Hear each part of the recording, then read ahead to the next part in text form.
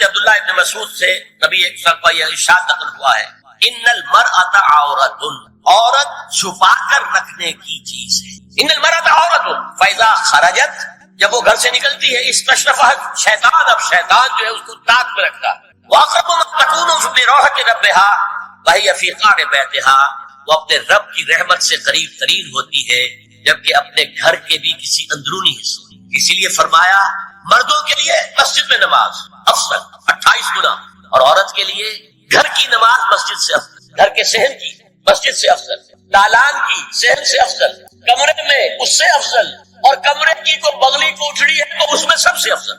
یہ احادیث نبی عبداللہ ابن احمد ابن حنبل نے زوائد الزہد میں اور ابن ابی شیبہ نے ابن سعد نے اپنی کتابوں میں مسروق کی روایت نقل کی ہے کہ حضرت عائشہ جب تلاوت قرآن کرتے ہوئے اس آیت پر پہنچتی تھی وَقَرْنَ فِي بُيُوتِكُنَّ، تو بے اختیار رو پڑا، قرآن کہتا ہے کہ گھروں میں رہو۔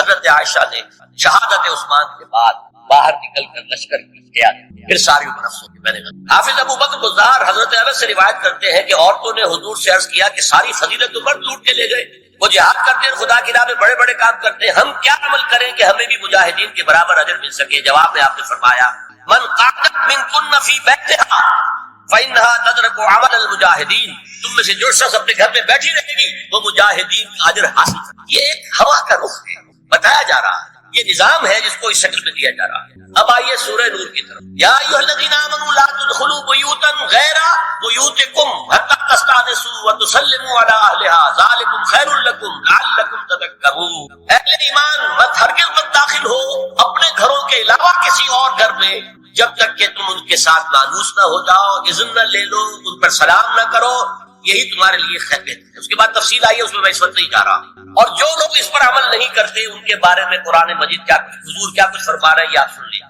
بہت سخت احکام۔ عن ابی ہریرہ رضی اللہ عنہ ان رسول اللہ صلی اللہ علیہ وسلم قال لو ان امرا اطلع عليك بغیر اذن فخذفته بحشاة ففقعت عینه ما كان عليك من جناح، متفق علیہ، بخاری اور مسلم دونوں۔ اگر کوئی شخص تمہارے گھر میں بغیر اجازت کے داخل ہو جائے اور تم اس کی سزا کے طور پر اس پر کنکریاں پھینکو اور اس کی آنکھ پھوٹ جائے کنکری سے تو تم پر کوئی گناہ نہیں، بغیر اجازت کے گھر میں آ گیا ہے، بغیر اذن کے، بغیر استئذان کے کنکریاں مارو اور کنکری سے آنکھ پھوٹ جائے فما كان عليك من جناح، کوئی حرج نہیں۔ اب آ رہی ہے اصل آیت، قل للمؤمنین یغضوا من ابصارهم ويحفظوا فروجهم ذلك ازكى لهم ان الله خبير ما يصنعون وقل للمؤمنات يغضضن من ابصارهن ويحفظن فروجهن ولا يبدين زينتهن الا ما ظهر منها وليضربن بخمرهن على جيوبهن ولا يبدين زينتهن الا لبعولتهن او آبائهن او آباء بعولتهن او ابنائهن او ابناء بعولتهن او اخوانهن او بني اخوانهن او بني اخواتهن او نسائهن او ما ملكت ايمانهن او التابعين غير اولي الاربة من الرجال او الطفل الذين لا يظهروا على عورات النساء ولا يضربن بارجلهن ليعلم ما يخفين من زينتهن وتوبوا الى الله جميعا ایھا المؤمنون لعلکم تفلحون۔ یہ لمبی آیت ہے۔ اہل ایمان، اے نبی کہہ دیجئے اہل ایمان مردوں سے اپنی نگاہیں نیچی رکھا کر اور اپنی شرمگاہوں کی حفاظت، یہی ان کے لیے زیادہ پاکیزہ عمل ہے۔ ان اللہ خبیر بما یصنعون، اور جو کچھ وہ کر رہے ہیں اللہ اس سے واقف۔ وقل للمؤمنات یغضضن من ابصارهن، اور مومن عورتوں سے بھی کہہ دیجئے کہ وہ اپنی نگاہیں جو ہے نیچی رکھا کریں، ویحفظن فروجهن، اپنی شرمگاہوں کی حفاظت کریں، ولا یبدین زینتهن الا ما ظہر منها، اور اپنی زینت کو ظاہر نہ کیا کرے سوائے اس کے کہ جو بالکل ظاہر ہو جائے۔ قل للمؤمنین یغضوا من ابصارهم ويحفظوا فروجهم ذلك ازکى لهم ان اللہ خبیر بما یصنعون۔ نوٹ کر لیجئے کہ یہ کہاں ہو رہا ہے؟ گھر میں داخلے کے بعد، گھر میں داخلہ اجازت سے، اور داخلہ ہوگا صرف محرموں کا، گھر کے اندر جو ہے نہ محرم تو نہیں آئے گا، یہ میں آگے بیان کر رہا ہوں۔ وقل للمؤمنات یغضضن من ابصارهن ويحفظن من فروجهن، اور کہہ دیجئے مومن عورتوں سے بھی کہ وہ بھی اپنی نگاہیں جھکا کر رکھیں اور اپنی شرمگاہوں کی حفاظت کریں۔ ولا یبدین زینتهن الا ما ظہر منها، محرموں سے پردہ کیا ہے؟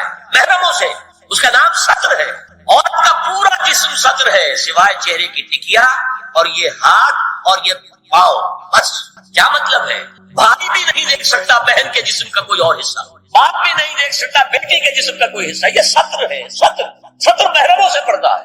وَلْيَضْرِبْنَ بِخُمُرِهِنَّ عَلَى جُيُوبِهِنَّ، یہ بھی گھر کے اندر کی بات ہو رہی ہے، کیونکہ میں پہلے بتا چکا ہوں جلباب ہوتا تھا جب گھر سے باہر نکلتی تھی عورت تو وہ اپنی چادر لپیٹتی تھی، اپنے چہرہ نہیں ڈھانپتی تھی، صرف چہرے کا حکم دیا گیا اس کے ضمن میں، وہ سورہ احزاب کی آیت رہ گئی تو میں بیان کروں۔ اور خمار وہ کھلی ہوتی تھی جو گھر میں اڑتی تھی، گھر میں ظاہر بات ہے کہ جلباب تو نہیں لیا جا سکتا، آخر گھر کا کام کاج کرنا ہے، ہلکی سی اوڑھتی وہ گھر میں، لیکن فرمایا وَلْيَضْرِبْنَ بِخُمُرِهِنَّ عَلَى جُيُوبِهِنَّ، اور انہیں چاہیے کہ اپنی اوڑھیوں کے بکل اوڑھنیوں کے اپنے سینوں کے اوپر گریبانوں کے اوپر بھی مار لیا کریں۔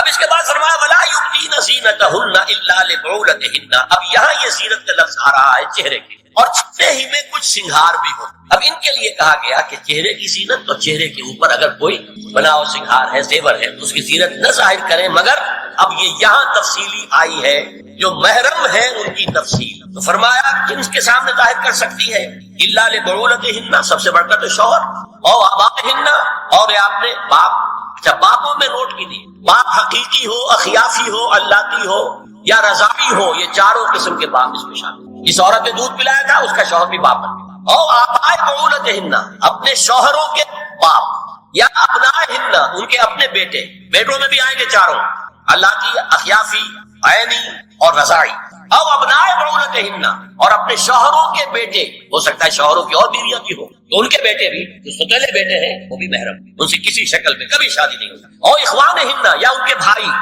او ابنائہن، یا اپنے بیٹے، او ابنائے بعولتہن، یا اپنے شوہروں کے بیٹے، او اخوانہن، یا اپنے بھائی، او بنی اخوانہن، یا اپنے بھائیوں کے بیٹے، او بنی اخواتہن، اپنا بھتیجا، شوہر کا بھتیجا نہیں، اپنا بھتیجا محرم ہے، اپنا بھانجا محرم ہے، شوہر کا بھانجا محرم نہیں ہے۔ او نسائہن، یا ان کی عورتیں، اپنی عورتیں جان پہچان کی، او ما ملکت ایمانہن، یا جو ان کے داہنے ہاتھوں کی ملکیت، باندیاں، غلام۔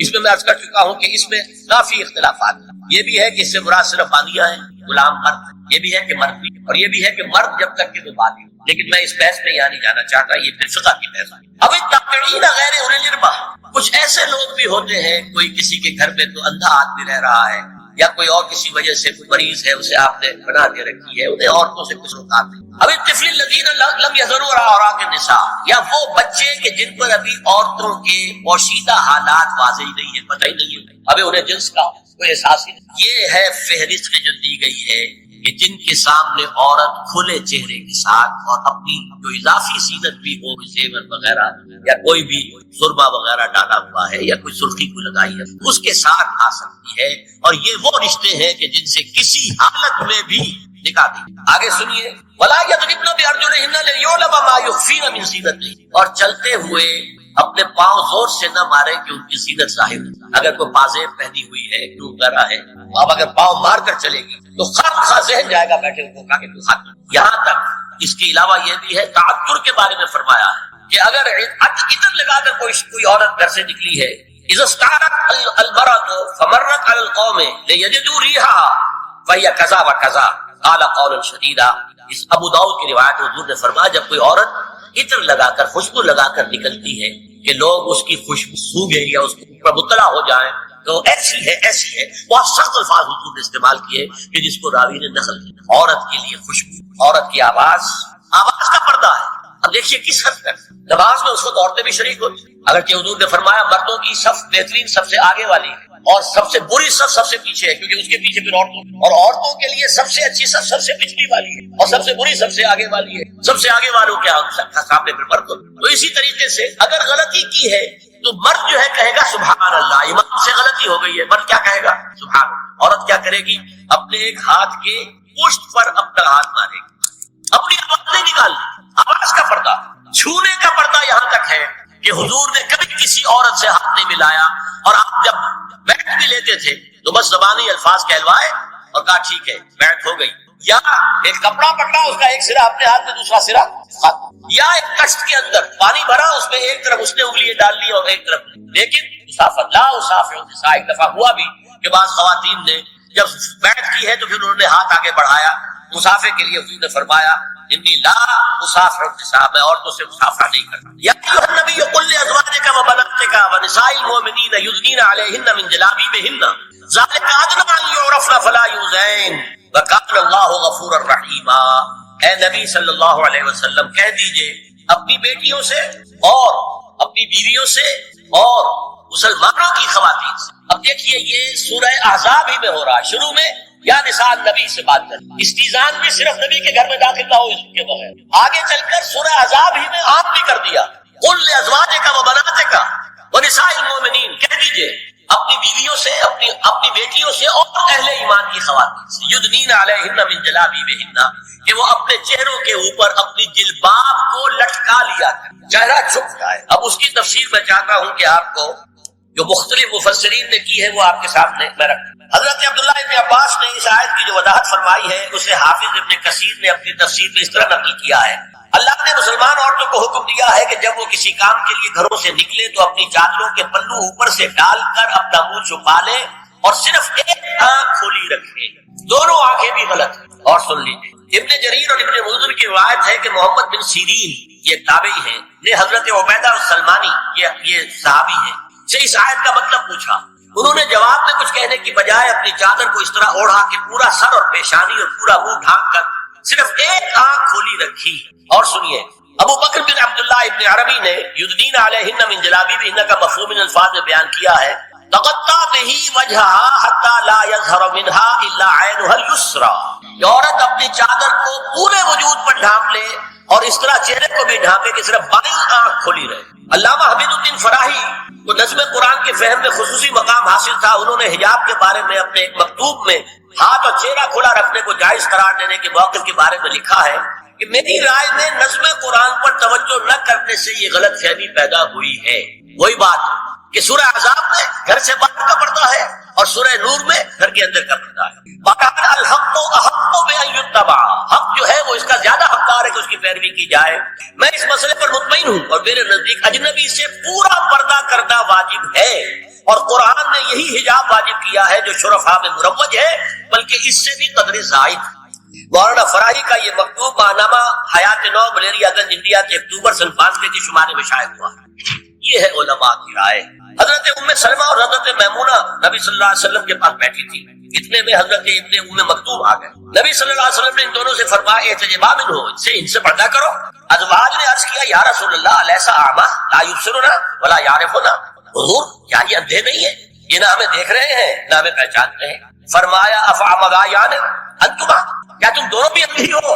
اللہ تم سرا نہیں، کیا تم نہیں دیکھ رہی ہو ان کو؟ حضرت ام سلمہ تصریح کرتی ہیں ذالک بعد ان امر بالحجاب، یہ جب حجاب کا حکم آ گیا تھا تب حضور کی وجہ کیا تھی؟ حضرت عبداللہ ابن مکتوم کا گھر میں آنا جانا تھا، تو اگرچہ اندھے ہیں لیکن یہ کہ یہ بار بار کا آنا جانا اس سے فتنے کا ایک دروازہ کھل سکتا، دروازے کو بند کر دیا گیا۔ حضرت عائشہ کے پاس ایک نابینا آیا تو انہوں نے اسے پردہ کیا، کہا گیا کہ آپ اس سے پردہ کیوں کرتی ہے، یہ تو آپ کو نہیں دیکھ سکتا۔ جواب میں حضرت ام المومنین نے فرمایا لاکنی انظر الیہ، میں تو اسے دیکھ رہی ہوں نا، اور مرد کو دیکھے۔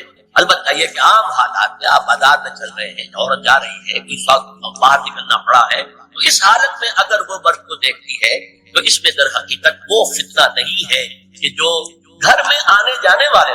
اب ایک آخری مسئلہ ہے، دو حدیثیں ایسی ہیں جو میری گفتگو کے خلاف ہیں اور میں دیانت کا تقاضا سمجھتا ہوں کہ وہ بھی آپ کے سامنے بیان کروں۔ حضور کے بارے میں یہ معلوم ہے کہ دو خواتین جو ویسے نامحرم وہ ان کے سامنے آتی نہیں، اور ایک آپ کی سالی حضرت اسماء حضرت عائشہ رضی اللہ تعالی عنہ، اور ایک آپ کی چچا زاد بہن حضرت علی کی بڑی ہمشیرہ حضرت ام ہانی۔ یہ میں حدیث آپ کو سنا رہا ہوں۔ بکثرت احادیث سے ثابت ہے کہ حضرت اسماء بنت ابی بکر آپ کے سامنے ہوتی تھی اور آخر وقت تک آپ کے اور ان کے درمیان چہرے اور ہاتھوں کی حد تک کوئی پردہ نہ تھا۔ حجۃ الوداع نبی صلی اللہ علیہ وسلم کے وفات سے صرف چند مہینے پہلے کا واقعہ ہے اور اس وقت تک بھی یہی حالت قائم رہی۔ یہ ابو داؤد کتاب الحج۔ دوسری روایت حضرت ام ہانی رضی اللہ تعالی عنہا جو ابو طالب کی صاحبزادی اور نبی صلی اللہ علیہ وسلم کی جداد بہن تھی، آخری وقت تک حضور کے سامنے ہوتی رہی اور کم از کم منہ اور چہرے کا پردہ انہوں نے آپ سے کبھی نہیں کیا۔ فتح مکہ کے موقع کا ایک واقعہ وہ خود بیان کرتی ہیں جس سے اس کا ثبوت ملتا ہے۔ یہ ابو داؤد کی روایت، یہ روایتیں ہیں میں انہیں اور میں نے اب تک جو کچھ بیان کیا ہے اسے یہ ایک بالکل برعکس بات ہے۔ اب یہ ہے کہ یا تو ہم ان دو حدیثوں کو اصل مان کر باقی ساری حدیثیں جو ہے ان کو ختم، میں تو آپ کو سنا نہیں سکا، میرے پاس تو بہت زیادہ حدیثوں کا مواد تھا۔ چہرے کے پردے کے لیے حدیثیں، استیزان کے لیے کتنی ہے، چہرے کے پردے کے لیے بہت زیادہ۔ حضرت ام خلاد ایک خاتون تھی، ان کا بیٹا ایک غزوے میں شہید ہو، وہ اس کے بارے میں کچھ پوچھنے کے لیے حضور کے پاس آئی، صحابہ بیٹھے ہوئے تھے، انہوں نے نقاب ڈالا ہوا تھا، منتقبۃ، نقاب کا لفظ بھی حدیث، یہ لوگ کہتے ہیں نقاب تو جو ہے یہ بعد کی پیداوار ہے، یہ لفظ تو ہے، حجاب کا لفظ قرآن میں ہے، جلباب کا لفظ قرآن میں ہے، خمار کا ذکر قرآن میں ہے، اور یہ منتقبۃ نقاب ڈالی، لوگوں نے کہا عجیب عورت ہے یہ، اس کا بچہ شہید ہو گیا ہے، مطلب یہ کہ سخت صدمے کی کیفیت، اور یہ اس وقت اس نے نقاب ڈالی ہوئی، تو انہوں نے جواب دیا ان ارزو ابنی لا ارزو حیائی، میں نے بیٹا کھویا ہے، اپنی حق نہیں کھوئی ہے، حالانکہ میں نے اصول پہلے بتا دی، چیریٹی بگنز ایٹ ہوم، جیسے حضور فرماتے تھے انا اول المسلمین، دیکھو میں تمہیں اسلام کی دعوت دے رہا ہوں، سب سے پہلا مسلمان میں خود ہوں، انا اول المومنین، میں تمہیں ایمان کی دعوت دے رہا ہوں، پہلا مومن میں ہوں، تو جب تک انسان اپنے کردار سے بات واضح نہ کرے تو واز جو ہے وہ، لہذا سب سے پہلے بات جو کی گئی وہ کی گئی ہے حضور کی ازواج مطہرات سے۔ اب اس ضمن میں جو اصلاحی اعمال آئے ہیں احکام ان کو نوٹ کر لیجیے، ان کا آغاز ہوا ہے تدریجی اعتبار سے سورہ احزاب سے، اور سورہ احزاب سن 5 ہجری میں جو ہے نازل ہوئی، ان کی تکمیل ہوئی ہے سورہ نور میں جو سن 6 ہجری میں نازل، اور ایک بہت خوبصورت بات کہی، یہ مولانا امیر حسن اصلاحی نے مجھے بتایا، ان کے استاد حمید الدین فراہی نے یہ کہا کہ سورہ احزاب میں گھر سے باہر کے پردے کا بیان ہے، اور سورہ نور میں گھر کے اندر کے پردے کا بیان ہے۔ تو اصلاحی صاحب کہتے تھے کہ اس جملے نے میری آنکھیں کھولی اور قرآن مجید روشن، ورنہ اگر یہ بات سامنے نہ ہو تو آدمی اٹکتا ہے، جگہ جگہ پر اشکالات پیدا ہو۔ دیکھیے سورہ احزاب میں کیا کیا گیا، نمبر 1 پہلے خطاب ازواج مطہرات سے، بعد میں عام کر دیا۔ نمبر 2 بتایا گیا کہ عورت کا اصل کردار کیا ہے، اس کی اصل جگہ کیا ہے، گھر۔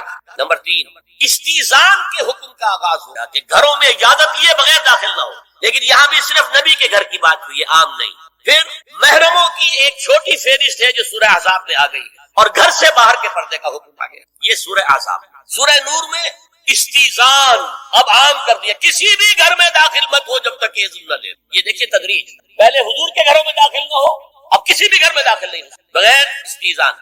اور احادیث مبارکہ میں اتنی سختی آئی ہے وہ میں بعد میں آپ کو بتاؤں گا۔ دوسری یہ کہ گھر کے اندر پردہ جو محرموں سے پردہ ہے، محرموں سے پردہ، محرم کون ہوتا ہے؟ محرم وہ ہے جس سے کبھی بھی کسی شکل میں کسی حالت میں شادی نہ ہو۔ اب ایک آدمی جو ہے اس کے گھر میں فرض کیجئے کہ ایک بہن ہے، تو اس بہن کی دوسری بہن سے وہ شادی نہیں کر سکتی، لیکن اگر وہ بیوی مر گئی تو کر سکتا ہے کہ نہیں؟ اس لیے وہ محرم نہیں ہے، نا محرم، سالی نا محرم ہے، آپ کا بھائی ہے، اس کی بیوی ہے، بھابھی ہے آپ کی، آپ دیور ہیں، بھابھی سے شادی تو نہیں کر سکتے، لیکن اگر بھائی کا انتقال ہو جائے آپ شادی کر سکتے، تو شادی ہو سکتی ہے تو وہ محرم نہیں ہوا، نا محرم۔ محرم صرف وہی ہے جس سے کبھی کسی حال میں شادی کا امکان ہے، اس کی ابتدائی فہرست جو ہے سورہ احزاب میں ہے، تفصیلی فہرست جو ہے وہ سورہ نور۔ اب دیکھیے گھر کے اندر بیٹھنے سے متعلق کیا بات کہی گئی، بزار اور ترمذی میں حضرت عبداللہ ابن مسعود سے نبی ایک صلی یہ ارشاد نقل ہوا ہے، ان المرأۃ عورۃ، عورت چھپا کر رکھنے کی ہے۔ ہمارے ایک نوجوان ساتھی نے ایک دفعہ مضمون لکھا تھا بڑا پیارا، انہوں نے کہا کہ قرآن مجید میں جو اشارات ہیں، حور مقصورات الخیام، وہ حوریں جو ہوں گی وہ خیموں کے اندر وہی رہیں گی، قسم کہتے ہیں روک دینے کو، باہر نہیں نکل، مقصورات حوروں کا کأنہن لؤلؤ مکنون، ایسے ہوں گے کہ جیسے کہ موتی جسے چھپا کر، عورت چھپا کر رکھنے کی شے ہے، المرأۃ کلھا عورۃ، عورت کہتے ہیں اس کو ہے جسے چھپا کر رکھا، ان المرأۃ عورۃ فاذا خرجت، جب وہ گھر سے نکلتی ہے، استشرفھا شیطان، اب شیطان جو ہے اس کو طاق میں رکھتا، واقرب ما تکون برحمۃ ربھا وہی فی قعر بیتھا، وہ اپنے رب کی رحمت سے قریب ترین ہوتی ہے جبکہ اپنے گھر کے بھی کسی اندرونی حصے ذہن میں ہوگی تو شاید، اسی لیے فرمایا مردوں کے لیے مسجد میں نماز افضل 28 گنا، اور عورت کے لیے گھر کی نماز مسجد سے افضل، گھر کے صحن کی مسجد سے افضل، دالان کی صحن سے افضل، کمرے میں اس سے افضل، اور کمرے کی کوئی بغلی کوٹڑی ہے تو اس میں سب سے افضل۔ یہ احادیث نبی اکرم مزاج ہے نا، اس سے بن رہا ہے ایک معاشرت کو، یہ ساری چیزیں کیوں آ رہی ہیں؟ اور سنیے عبداللہ ابن احمد ابن حنبل نے زوائد الزہد میں، اور ابن ابی شیبہ نے، ابن سعد نے اپنی کتابوں میں مسروق کی روایت نقل کی ہے کہ حضرت عائشہ جب تلاوت قرآن کرتے ہوئے اس آیت پر پہنچتی تھی وَقَرْنَ فِي بُيُوتِكُنَّ، تو بے اختیار رو، قرآن کہتا ہے اپنے گھروں میں رہو، حضرت عائشہ نے شہادت عثمان کے بعد باہر نکل آیا، پھر ساری امت میں نے دیکھیے کیا معاملہ تھا، حضرت علی رضی اللہ تعالیٰ سے 10,000 آدمی ایک رات میں، لیکن حضرت علی کا کردار کیا تھا؟ یہ نہیں کہ اب عائشہ شکست ہو گئی ہے تو لوڈی بڑی، اللہ ہے، اتنا احترام ہے، مدینے کی چند عورتوں کو ساتھ دے کر بڑے احترام سے وہاں کی عورتوں، کوفے کی، اور صرف یہ کہا کہ آپ نے خام، صرف اور کچھ کوئی بلا۔ حافظ ابو بکر بزار حضرت انس سے روایت کرتے ہیں کہ عورتوں نے حضور سے عرض کیا کہ ساری فضیلت تو مرد لوٹ کے لے گئے، وہ جہاد کرتے ہیں، خدا کی راہ میں بڑے بڑے کام کرتے ہیں، ہم کیا عمل کریں کہ ہمیں بھی مجاہدین کے برابر اجر مل سکے؟ جواب میں آپ نے فرمایا من قعدت منکن فی بیتہا فإنها تدرک عمل المجاہدین، تم میں سے جو شخص اپنے گھر میں بیٹھی رہے گی وہ مجاہدین کا اجر حاصل کرے۔ یہ ایک ہوا کا رخ بتایا جا رہا ہے، یہ نظام ہے جس کو اس شکل میں دیا جاتا ہے۔ اب میں چاہتا ہوں سورہ احزاب کی جو آیات ہیں ان کے حوالے سے کچھ باتیں جو حکمت دین کی ہیں اور بہت اہم ہے وہ آپ کے سامنے آتی۔ دیکھیے میں نے سب سے پہلے آیت پڑھی تھی لقد کان لکم فی رسول اللہ اسوۃ حسنہ، اے مسلمانوں تمہارے لیے اللہ کے رسول کی زندگی میں ایک بہترین نمونہ ہے، اسوہ حسنہ۔ ایک بات اس میں غور کریں، مردوں کے لیے تو اسوہ کامل ہے، مرد اگر سپہ سالار ہے تو اسوہ موجود ہے حضور، مرد اگر صدر ریاست ہے، خلیفہ ہے تو اسوہ موجود ہے رسول، کوئی قاضی القضات ہے تو اسوہ موجود ہے رسول، کوئی کسی مسجد میں خطیب ہے، امام ہے تو اسوہ موجود، باپ کی حیثیت سے اسوہ موجود ہے، شوہر کی حیثیت سے اسوہ موجود ہے کہ مردوں کی کوئی حیثیت ایسی نہیں جس کے لیے اسوہ حضور کی زندگی ہو، لیکن ایک خلا ہے عورت کی نسوانی زندگی کے لیے حضور مرد، یہ ہے فلسفہ، یہ ہے حکمت کہ جس صورت میں یہ آیت آئی لقد کان لکم فی رسول اللہ اسوۃ حسنۃ لمن کان یرجو اللہ والیوم الآخر وذکر اللہ کثیرا، اے لوگو اے مسلمانوں تمہارے لیے اللہ کے رسول کی زندگی میں ایک اسوہ کامل ہے، عمدہ اسوہ ہے ہر اس شخص کے لیے جو اللہ کا امیدوار ہے اور یوم آخر کو بھی مانتا ہے اور اللہ کا ذکر۔ اب اس کا اس خلا کو پر کیسے حضور کی ازواج کو بنایا گیا اسوہ خواتین، اور یہی ایک بہت سی اور بھی حکمت ہوں گی، ایک حکمت یہی تعدد ہے ازدواج میں، اور حضرت عائشہ کی اتنی کم عمر میں شادی کرنے میں ہے کہ دیر تک وہ امت کو پڑھاتی رہی، شوہر اور بیوی کے درمیان خالص پرائیویٹ معاملات کے اندر بھی ہدایت دیتی، آخر وہ بھی انسان کی ضرورت ہے کہ نہیں؟ آپ کو معلوم ہے ایک مرتبہ بعض صحابہ نے آ کر کہا حضور یہ یہودی جو ہے ہم پر طنز کرتے ہیں کہ تمہارے نبی تمہیں بڑی چھوٹی چھوٹی باتوں کا، آپ نے فرمایا کہ ہاں ہمارے نبی نے تو ہمیں استنجا کرنا بھی سکھایا، بجائے کسی کمپلیکس کے انفیریورٹی کے سپیریورٹی کی بات کرو، استنجا ضروری شے نہیں ہے، گندگی سے نجات پانا ضروری شے نہیں ہے، طہارت ضروری شے نہیں ہے، ہمارے نبی نے تو تعلق زن و شوق کون بتائے گا؟ حضور بتائیں گے کہ ازواج کو ضرورت ہو، بڑا مسئلہ ہے روزے میں کہاں تک جا سکتا ہے انسان، آخر کون بتائے گا؟ ازواج مطہرات میں تو اسوہ بنانے کے لیے دیکھیے یہ آیات آئی ہیں، یہ 3 آیتیں سورہ احزاب کی یوں سمجھیے کہ نچوڑ ہے اس مسئلے میں۔ یا نساء النبی لستن کاحد من النساء، اے نبی کی بیویوں تم عام عورتوں کے مانند، تو کیا وہ عورتیں نہیں تھی؟ عورتیں تو تھیں، کیا ان کے احساسات عورتوں والے نہیں تھے؟ تو تھے، کیا بات، تم نبی کی بیویاں ہو، تمہیں اسوہ بننا ہے۔ ان اتقیتن فلا تخضعن بالقول، اگر تمہیں واقعی اللہ کا تقوی اور خوف ہے تو کسی اجنبی سے اگر بات کرنے کی ضرورت پیش آ جائے تو اپنی آواز میں لوچ مت پیدا کر، فیطمع الذی فی قلبہ مرض، کہ جس شخص کے دل میں کوئی روگ ہے، گندگی ہے، وہ کوئی آس لگا بیٹھے کہ یہ جو مجھ سے گفتگو کر رہی ہے، جس انداز میں کر رہی ہے، جس لگاوٹ کے ساتھ کر رہی ہے، تو کوئی نہ کوئی موقع ہے میرے لیے، انا للہ، کرتا آواز میں بات، وقل قولا معروفا، اور معروف بات کہو، صرف اس سے آگے بڑھنے کی کوئی ضرورت۔ وقرن فی بیوتکن ولا تبرجن تبرج الجاہلیۃ الاولی، اور قرار پکڑو اپنے گھروں میں، وقار کے ساتھ رہو اپنے گھروں میں، تمہاری اصل جگہ گھر ہے، باہر نکلنا تمہارا کام نہیں، ہاں ضرورت ہو سکتی ہے اس کا آباد، لیکن فلسفہ کیا ہے؟ عورت کی اصل جگہ اس کا گھر ہے، جو ڈیوٹیز کی تقسیم کر دی گئی ہے اللہ کی طرف سے، اس میں عورت کا اصل مقام اس کا گھر ہے۔ میں حدیث سنا چکا ہوں کہ جب گھر سے عورت نکلتی ہے تو شیطان تاکتا ہے اس کو، اور پھر ظاہر بات ہے کہ اس سے جو فتنے پیدا ہوتے ہیں وہ سب شیطان کی۔ ولا تبرجن تبرج الجاہلیۃ الاولی، اور جو جاہلیت تھی، اسلام کے آنے سے پہلے کا جو دور تھا، اس میں جس طرح تم بند سمر کر اور لوگوں کی نگاہوں میں آنے کے لیے نکلتی تھی، اب وہ طریقہ اختیار نہ۔ دیکھیے یہ بھی ایک بڑا نفسیاتی، مرد کے اندر قوت ہے، وہ اپنی قوت کا ظہور چاہتا ہے، کبھی جی چاہتا ہے دیوار کو کندھا دے مارے، راستہ چلتے کسی کو لگا کندھا، قوت ظہور چاہتا ہے۔ عورت کے پاس سب سے بڑا سرمایہ اس کا نسوانی ہو، جسمانی طاقت تو نہیں ہے نا، اس کے اندر ایک ارج ہے کہ اپنے آپ کو ظاہر کرے، اس کا نام تبرج، بروج کہتے تھے ان برجیوں کو کہ جو فصیلوں کو، اور ظاہر بات ہے دور سے مسافر آ رہا تو پہلے تو برجی نظر آتی، تو نگاہوں میں آنا، نگاہوں میں کھبنا، یہ تبرج، تم جس طرح پہلے بناؤ سنگھار کر کے نکلا کرتی تھی، اور تبرج الجاہلیہ اب چھوڑ، واقم الصلاۃ وآتینا الزکاۃ، اور نماز قائم رکھو، زکات ادا کرو، واطیعوا اللہ ورسولہ، اور اللہ اور اس کے رسول کی اطاعت پر کاربند رہو۔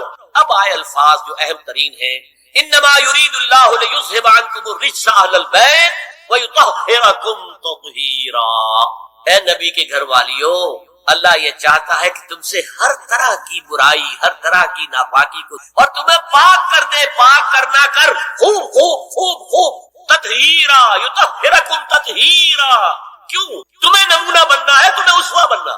یہ الفاظ اصل میں آئے ہیں قرآن مجید میں ازواج مطہرات کے بارے میں. سارا جملہ چل رہا ہے یا نسان نبی. ہمارے کچھ دوستوں نے اسو کہا ہے کہ اہل بیت سے مراد حضرت علی، حضرت فاطمہ، حضرات حسنین ہے. وہ بھی حضور نے فرمایا. میں نے ایک ٹی وی مذاکرے کے اندر بھی جب حضرات کہہ رہے تھے کہ اہل بیت تو اصل میں وہ ہے، اصل میں بیویاں ہیں لیکن وہ بھی اہل بیت نے ایک چادر میں جب سمیٹا یہ بھی یہ بھی میرے اہل بیت ہیں. سلمان منا اہل البیت، سلمان بھی ہمارے اہل بیت میں جو جتنا قریب ہوا. لیکن قرآن میں یہ لفظ آتا ہے صرف ازواج. حضرت ابراہیم کے پاس جب فرشتے آئے تھے حضرت اسحاق کی ولادت کی خبر دینے، تو جب حضرت سارہ نے سنا تو وہ آئیں اپنے 72 بار کی ہوئی اپنے پیشانی پر، آلد وانا عجوز وہذا بالی شیخا، کیا میں جنوں گی اب جبکہ میں بڑی پھوس ہو گئی ہوں اور میرا یہ شوہر جو ہے یہ بھی بڑھا پھوس ہے. 100 برس کی عمر تھی حضرت ابراہیم علیہ السلام، اور کتنی ہوگی اس کے آس پاس ہی ہوگی 90-95 حضرت سارہ ہوگی. کیا آپ اللہ کی رحمت سے مایوس؟ السلام علیکم وبرکاتہ اہل البیت، اے نبی کے گھر والی، اے نبی کے گھر والوں تم پر اللہ. اہل بیت کا لفظ قرآن میں 2 جگہ آیا، یا حضرت سارہ کے لیے حضرت ابراہیم کی زوجہ ہے، اور یا نساء النبی. تمہیں تو پاک کرنا ہے، پوری طرح پاک کرنا ہے، پوری طرح پاک کرنا ہے تاکہ تم اسوہ بن. جو خلا ہے اسوہ محمدی میں صلی اللہ علیہ وسلم وہ تمہارے ذریعے پورا کرنا. اس لیے پہلا خطاب جو ہے، اب یہ دونوں باتوں سے ہو گیا.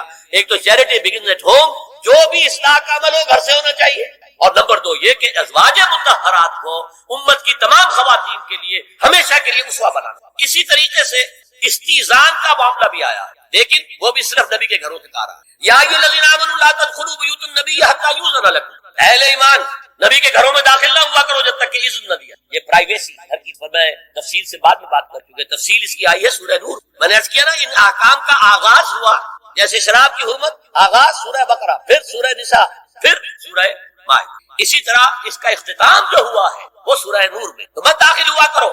اور اس کے بعد فرمایا وَإِذَا سَأَلْتُمُوهُنَّ مَتَاعًا فَاسْأَلُوهُنَّ مِنْ وَرَاءِ حِجَابٍ. اور دیکھو اگر نبی کی بیویوں سے کوئی چیز مانگنی ہو تو پردے کی اوٹ سے مانگ. یہ حجاب کا لفظ آیا ہے جس کو کہا جاتا ہے کہ حجاب کا کوئی حکم قرآن میں ہے ہی نہیں. پہلے وہاں کے گھر کھلے ہوتے، دروازوں پر کوئی پردہ وردہ نہیں ہوتا، اور گھر کوئی کنالوں کے اور ایکڑوں کے تو نہیں ہوتے، چھوٹے چھوٹے گھر. لیکن یہاں پر فرما دیا گیا پردے اس کے بعد سے جب سے یہ آیت اتری گھروں کے اوپر. اب ظاہر بات ہے کہ اس میں چہرے کا پردہ ہی ہوا، چہرے کا حجاب.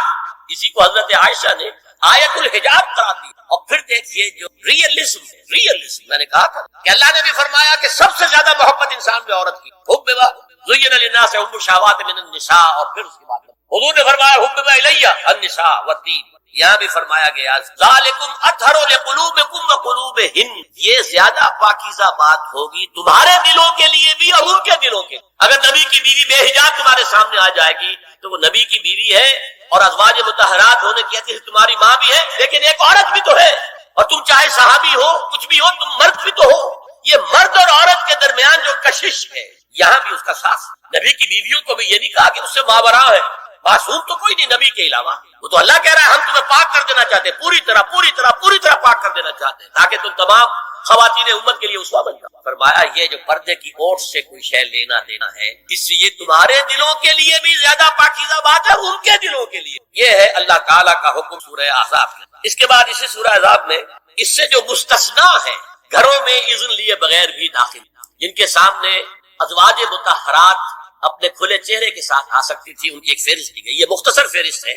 لا جناح علیہن فی آبائہن ولا ابنائہن ولا اخوانہن ولا ابناء اخوانہن ولا ابناء اخواتہن ولا نسائہن ولا ما ملکت ایمانہن واتقین اللہ ان اللہ کان علی کل شیء شہید. کوئی حرج نہیں ہے ازواج مطہرات پر ان کے باپوں کے سلسلے میں. ابو بکر آئے تو جائے سیدھے حضرت عائشہ کے حجرے میں، دونوں کے، اور بیٹوں کے اور ان کے بھائیوں کے اور ان کے بیٹوں کے بھائی بھتیجے اور ان کی بہنوں کے بیٹے یعنی بھانجے. ولا نسائہن، اس کو میں چاہتا ہوں نوٹ کریں آپ، اپنی عورتیں، جان پہچان کی عورتیں، اجنبی عورتیں نہیں. اس پر مزید گفتگو ہوگی سورہ نور کے حوالے سے. ولا ما ملکت ایمانہن، اور جو ان کے ملک یمین ہیں. ان میں ایک رائے یہ ہے کہ مراد صرف باندیاں ہیں، اور ایک مراد یہ ہے کہ اس میں مرد غلام بھی شامل ہے. ایک رائے یہ ہے کہ مرد غلام جب تک کہ ابھی وہ بالغ نہ ہو، بچہ ہو. بہرحال یہ آراء ہے الگ. واتقین اللہ ان اللہ کان علی کل شیء شہیدا، اور اللہ کا تقوی اختیار کرو، یقیناً اللہ ہر چیز کو دیکھ رہا. اب آئیے سورہ نور. اب میں یہاں پر سورہ نور میں آغاز جو ہوا ہے سورہ نور کا وہ سب کو معلوم ہے. زنا کی کیا حد ہے، سزا کیا. غیر شادی شدہ زانی یا زانیہ اس کی سزا 100 کوڑ. اور اگر کوئی الزام لگائے اور ثبوت پیش نہ کر سکے، 4 گواہ نہ لا سکے، تو قذف کی حد کیا ہے 80. اس کے بعد اصل میں جو زنا کا سد باب کرنے کے لیے احکام ہے وہ آئے. چنانچہ اس میں سب سے پہلے کیا ہوا، استیزان کا حکم بڑی تفصیل کے بہت تفصیل کے. یا ایھا الذین آمنوا لا تدخلوا بیوتا غیر بیوتکم حتی تستأنسوا وتسلموا علی اہلها ذالکم خیر لکم لعلکم تذکرون. اہل ایمان ہرگز مت داخل ہو اپنے گھروں کے علاوہ کسی اور گھر میں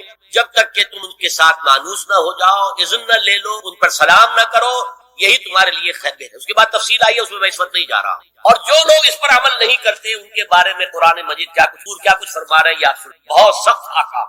عن ابی ہریرہ رضی اللہ عنہ ان رسول اللہ صلی اللہ علیہ وسلم قال لو ان امرا اطلع عليك بغیر اذن فخذفته بحشاة ففقعت عینه ما كان عليك من جناح. متفق علیہ، بخاری اور مسلم. اگر کوئی شخص تمہارے گھر میں بغیر اجازت کے داخل ہو جائے اور تم اس کی سزا کے طور پر اس پر کنکریاں پھینکو اور اس کی آنکھ پھوٹ جائے کنکری سے، تو تم پر کوئی بغیر اجازت کے گھر میں آ گیا ہے، بغیر اذن کے، بغیر استئذان کے کنکریاں مارو اور کنکری سے آنکھ پھوٹ جائے، فما كان عليك من جناح، کوئی حرج نہیں. اسی طرح آیا ہے من اطلع دار قوم بغیر اذن ففقعوا عینه فقد حضرت عینه. یہ ابو داؤد کی روایت ہے. جو شخص بغیر اذن لیے کسی کے گھر میں داخل ہوا ہے اور اگر اس نے اس کی آنکھ پھوڑ دی تو اس کے اوپر کوئی ہرجانہ نہیں، کوئی اس کی دیت نہیں، کوئی ہرجانہ نہیں. اجازت لینے کے ضمن میں کیا ہے، حضور نے طریقہ بتایا.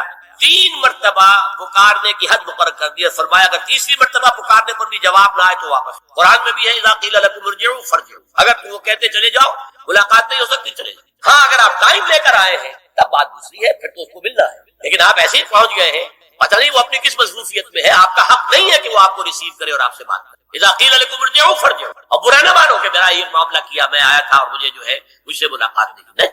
اور اس سلسلے میں ایک بڑا دلچسپ واقعہ ہے. ایک مرتبہ آپ حضرت سعد ابن عبادہ کے ہاں گئے اور السلام علیکم ورحمۃ اللہ کہہ کر 2 دفعہ اجازت طلب کی، مگر اندر سے جواب نہ آیا. تیسری مرتبہ جواب نہ ملنے پر آپ واپس ہو گئے. حضرت سعد اندر سے دوڑ کر آئے اور عرض کیا یا رسول اللہ میں آپ کی آواز سن رہا تھا مگر میرا جی چاہتا تھا کہ آپ کی زبان مبارک سے میرے لیے جتنی بار بھی سلام و رحمت کی دعا نکل جائے اچھا ہے. تیسری مرتبہ بھی آپ کہے، پھر دوڑ کر آئے اور لپٹ گئے حضور سے صلی اللہ علیہ وسلم. یہ ہے استیزان کا معاملہ. اب آ رہی ہے اصل آیت. قل للمؤمنین یغضوا من ابصارهم ويحفظوا فروجهم ذلك ازكى لهم ان الله خبير ما يصنعون. وقل للمؤمنات يغضضن من ابصارهن ويحفظن فروجهن ولا يبدين زينتهن الا ما ظهر منها وَلْيَضْرِبْنَ بِخُمُرِهِنَّ عَلَى جُيُوبِهِنَّ وَلَا يُبْدِينَ زِينَتَهُنَّ إِلَّا لِبُعُولَتِهِنَّ أَوْ آبَائِهِنَّ أَوْ آبَاءِ بُعُولَتِهِنَّ أَوْ أَبْنَائِهِنَّ أَوْ أَبْنَاءِ بُعُولَتِهِنَّ أَوْ إِخْوَانِهِنَّ أَوْ بَنِي إِخْوَانِهِنَّ أَوْ بَنِي أَخَوَاتِهِنَّ أَوْ نِسَائِهِنَّ أَوْ مَا مَلَكَتْ أَيْمَانُهُنَّ أَوِ التَّابِعِينَ غَيْرِ أُولِي الْإِرْبَةِ مِنَ الرِّجَالِ أَوِ الطَّفْلِ الَّذِينَ لَا يَظْهَرُونَ عَلَى عَوْرَاتِ النِّسَاءِ ولا يضربن بأرجلهن ليعلم ما يخفين من زينتهن وتوبوا إلى الله جميعا أيها المؤمنون لعلكم. یہ لمبی آیت. اہل ایمان، اے نبی کہہ دیجئے اہل ایمان مردوں سے اپنی نگاہیں نیچی رکھا کر اور اپنی شرمگاہوں کی حفاظت، یہی ان کے لیے زیادہ پاکیزہ عمل ہے. ان اللہ خبیر بما یصنعون، اور جو کچھ وہ کر رہے ہیں اللہ اس سے واقف. وقل للمؤمنات یغضضن من ابصارهن، اور مومن عورتوں سے بھی کہہ دیجئے کہ وہ اپنی نگاہیں جو ہے نیچی رکھا کریں. ويحفظن فروجهن، اپنی شرمگاہوں کی حفاظت کریں. ولا يبدين زينتهن الا ما ظهر منها، اور اپنی زینت کو ظاہر نہ کیا کرے سوائے اس کے کہ جو بالکل ظاہر ہو جائے، از خود ظاہر ہو. دیکھیے سب سے پہلے میں آپ کو بتا چکا ہوں کہ یہ گھر کے اندر کا نگاہیں نیچی رکھنا گھر کے مرد کی اور گھر کی. یہ کیوں آج آپ کے علم میں نہیں ہوگا. انسیسٹ کس قدر تیزی سے پھیل رہا ہے مغرب. انسیسٹ کہتے ہیں باپ کا اپنی بیٹی سے ملوث، ماں کا اپنے بیٹے سے ملوث ہو جانا، بہن بھائیوں کا آپس میں زناکاری کرنا، یہ انسیسٹ. اس وقت امریکہ میں سب سے زیادہ پریکٹس ہے وہ سائیکیٹرسٹ، بڑی فیسیں ہیں، بڑی دوائیں ہیں. جو فارماسیوٹیکل انڈسٹری ہے اس میں بھی سب سے زیادہ فلورشنگ وہ دوائیں ہیں کہ جو ذہنی امراض. اور مجھ سے وہاں کئی سائیکیٹرسٹ نے کہا ذہنی امراض کا سب سے بڑا سبب انسیسٹ ہے. بیٹی سے جنا کیا باپ نے، بیٹی کے دل پر جو داغ لگ گیا ہے اس کا دماغی توازن. بہن سے جنا کیا بھائی نے، اور یہ نہ سمجھیے کہ آپ کے ہاں نہیں ہو، یہ وبا آ چکی. کہیں آپ نے اخبار میں پڑھا ہوگا بیٹی نے جا کر تھانے میں خبر دی کہ باپ.